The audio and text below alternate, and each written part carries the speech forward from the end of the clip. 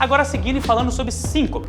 Por que existe síncope na estenose aórtica? Nós temos alguns motivos para o indivíduo evoluir com síncope quando ele tem uma cardiopatia estrutural. Vamos ver quais são.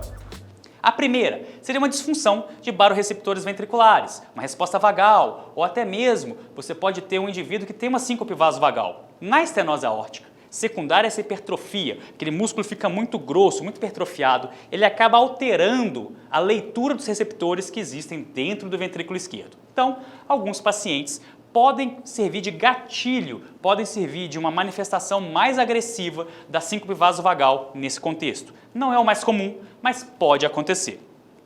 Taquiarritmias ventriculares. Nós sabemos que a hipertrofia concêntrica, quando passa o nível dela, como vocês viram, pode propiciar o surgimento de isquemia. E isquemia no miocárdio pode ser igual a uma taquiarritmia ventricular. Ok, também não é tão comum, mas pode acontecer.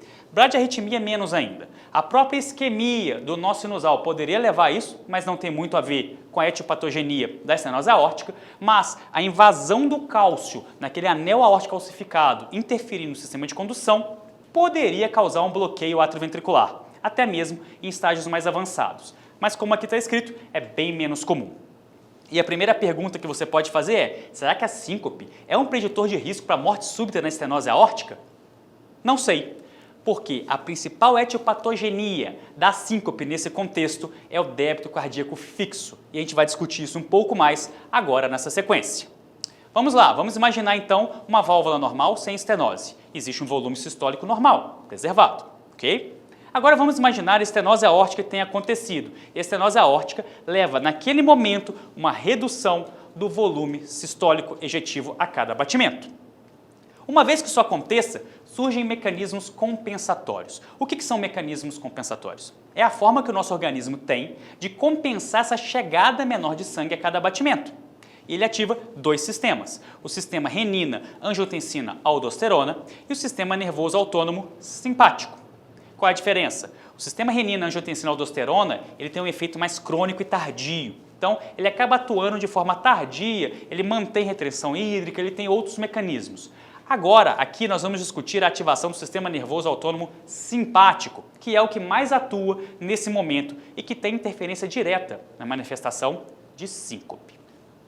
O sistema nervoso então simpático está ativado, está atuante e isso leva a uma secreção de adrenalina, ok? O que a adrenalina faz? Sobe a frequência cardíaca e sobe a resistência vascular periférica. Como que isso aqui atua no mecanismo compensatório nesse contexto? Quando você sobe a frequência cardíaca, você agora que você ejeta pouco sangue a cada batimento, ele vai ejetar então várias vezes por minuto. Ele aumenta o número de ciclos por minuto para poder, na soma do minuto, ter um volume completo, um débito sistólico mantido, ok? E a resistência vascular periférica, qual é o impacto disso? Você reduz o componente para que esse conteúdo seja compatível. Já que está chegando menos sangue, eu contraio os vasos para manter o tônus vascular. Então, lançando mão desses dois mecanismos, eu equilibro a hemodinâmica de um paciente que tem estenose aórtica importante. Pois bem, aí eu pego esse paciente, tem um perfil hemodinâmico que antes era coradinho, bem perfundido, e ele evolui para um sistema nervoso autônomo ativado. Então, em geral, o paciente com estenose aórtica avançada, ele é um paciente pálido, é um paciente mal perfundido quando você faz o exame clínico à beira-leito. Ah, isso acontece porque ele tem anemia? Não. Isso acontece porque ele está com o sistema nervoso simpático ativado, ele está vasoconstricto. Por quê? Porque os vasos contraídos mantêm a pressão arterial dele a cada batimento que ejeta menos sangue do que o habitual. Então, o indivíduo com estenose aórtica avançada, ele é pálido, não por anemia, mas sim por vasoconstrição periférica.